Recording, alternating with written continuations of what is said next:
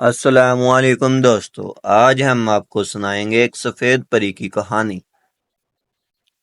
ارے بیٹا بس بھی کرو، کیا تم جب سے سکول سے آئی ہو کہانیوں کی کتاب لے کر بیٹھ گئی ہو؟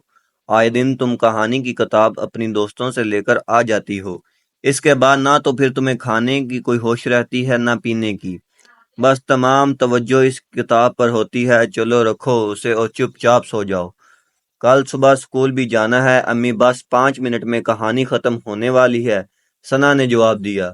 ثنا سونے کے لیے بستر پر لیٹے یہ سوچ رہی تھی کہ کیا سچ میں پریاں ہوتی ہیں یا صرف کہانیوں میں ہی ایسا ہوتا ہے؟ کاش اس کے پاس بھی کوئی پیاری سی پری ہوتی جس کے ساتھ وہ کھیلتی باتیں کرتی۔ یہ سب سوچتے سوچتے اسے نیند آ گئی۔ اس نے دیکھا کہ اس کے کمرے میں اچانک ایک سفید روشنی ہوئی، جیسے اس کی آنکھیں کھلی کی کھلی رہ گئی۔ اس نے دیکھا کہ ایک بہت ہی پیاری سفید رنگ کی پری کی آنکھوں کے سامنے کھڑی ہے۔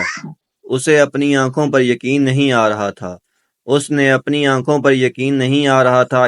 اپنی آنکھوں کو دوبارہ مسل کر دیکھا تو پری نے کہا، ثنا میں سچ میں پری ہوں، تم ہمیں اتنا پسند کرتی ہو تو کیا ہم تم سے ملنے بھی نہیں آ سکتے؟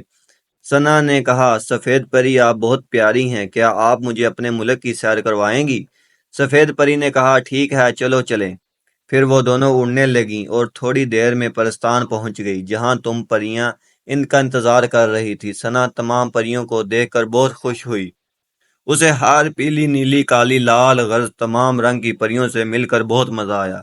اتنے میں ان کے ملکہ پری بھی آ گئی جو سست رنگی رنگ کی پری تھی۔ اس نے ثنا کو دیکھ کر کہا، آؤ ہم تمہارا ہی انتظار کر رہے تھے، تم ہماری کہانیاں بہت ہی شوق سے پڑھتی ہو، اسی لیے میں نے آج سفید پری کو تمہیں لانے کے لیے بھیجا تھا۔ اب سفید پری تمہیں ہمارے پرستان کی سیر کروائے گی۔ ثنا نے کہا، مجھے آپ سب سے مل کر بہت اچھا لگا ہے، اس دن کو کبھی نہیں بھولوں گی۔ اتنے میں سفید پری نے کہا، چلو سیر کو چلتے ہیں، پھر تمہیں گھر بھی چھوڑنا ہے، کہیں صبح نہ ہو جائے۔ پھر وہ اور سفید پری نکلی۔ سفید پری نے ثنا کو تمام پرستان کی سیر کروائی، اسے وہاں کے پھل کھلائے اور ٹھنڈا ٹھنڈا پانی پلایا۔ پھر وہ اور سفید پری ایک گرتے جھرنے کے پاس بیٹھ کر باتیں کر رہی تھی کہ اتنے میں ایک جن آ نکلا جو بہت ہی خوف زدہ اور طاقتور تھا۔ ثنا اور سفید پری اسے کہہ کر، ثنا اس کے حوالے کر دو۔ سفید پری نے کہا، نہیں، یہ میری مہمان ہے اور میری دوست ہے۔ جن ہنسنے لگا اور کہنے لگا کہ کیا پریوں کی بھی کبھی انسانوں سے دوستی ہو سکتی ہے، اور آگے بڑھ کر ثنا کو کھینچنے لگا۔